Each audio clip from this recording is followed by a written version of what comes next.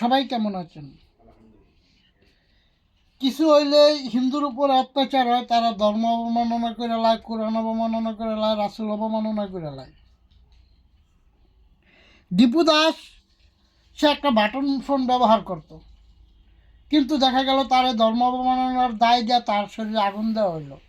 অথচ বিক্রমপুরী সে তার আগে যখন মহিবুল্লাহকে দৌড়াদাপি করলো, অনেক হিন্দু লোকের হাতের লাল সুতার দড়ি খুলে লাগলো। তখন কি হিন্দুর ধর্মের অবমাননা হয় নাই? নাকি বাংলাদেশে শুধু খালি এককভাবে ইসলাম ধর্মই কার্যকর আর সব ধর্ম ফাউল? এই একটা প্রশ্ন কি জাতির বিবেকে থাকে না? এখন প্রশ্ন হলো, ধর্ম অবমাননার যে একটা কথা ওঠে, রাসূলের অবমাননা করে ঘর বাড়িতে আগুন ধরে। আফসারি হুজুরে ডাইরেক্ট একটা বক্তব্যে উনি বলছেন যে কোরআন শরীফ লইয়া কসম কাটলো, এটার কোনো মূল্য নেই, এটা বদলাই রানি যে আরেকবার বিয়া করা যায়।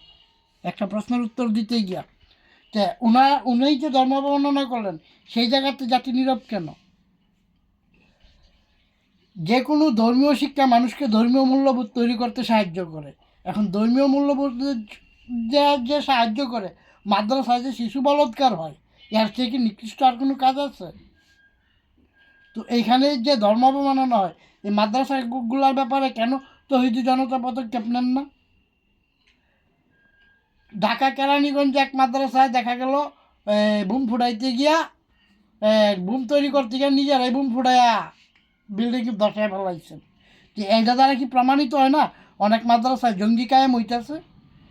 তো এখানে তৌহিদি জনতা বা জাতি নীরব কেন? এরা কি ইসলামকে অবমাননা করতেছে না? মাগুরার এখানে এক হুজুরে এই মাদ্রাসার মাঝে পতিতা ব্যবসা শুরু করছেন। উনি ফোনে খদ্দের দেখেন। এইগুলা যে ফেসবুক ইউটিউবে আইয়ে, এইগুলা কি ইসলামী বিবেকবান লোকগুলা কি দেখেন না? আজকে তৌহিদি জনতা ইসলামী কামের নামে দেখা গেছে এই বিভিন্ন মাজার ভাঙতেছে। 4টা মাজার ভাঙ্গা হয়ে গেল। মাজারপন্থীরা কী, মাজারপন্থীদের অপরাধটা কী সেটা কি একটু বুঝায় বলা যায়? দেশে গান বাজনা নিষেধ করা হয়ে যেতেছে, আবুল সরকার জেলে।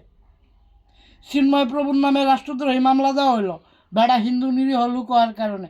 বেড়ায় বলে কি ভারতের পতাকাও রয়েছে। তো এই দেশে যে পাকিস্তানের পতাকা অ্যাভেলেবেল উঠতেছে, এই দায় নিবে কে? এই জাতি এখন কোন পর্যায়ে আছে?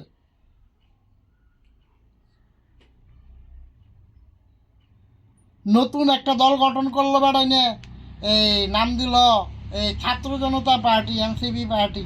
ছাত্র জনতার উন্নয়ন করে দেশের উন্নয়নে ভাষায় এখন দেখা গেছে রাজাকারের লগে যোগ দিল। যে জাতির সাথে এই যে এত প্রতারণা, এটা শিক্ষিত জাতি কিভাবে মান্য নিতেছে, আর ভার্সিটির পোলাপানি কিভাবে মান্য নিতেছেন?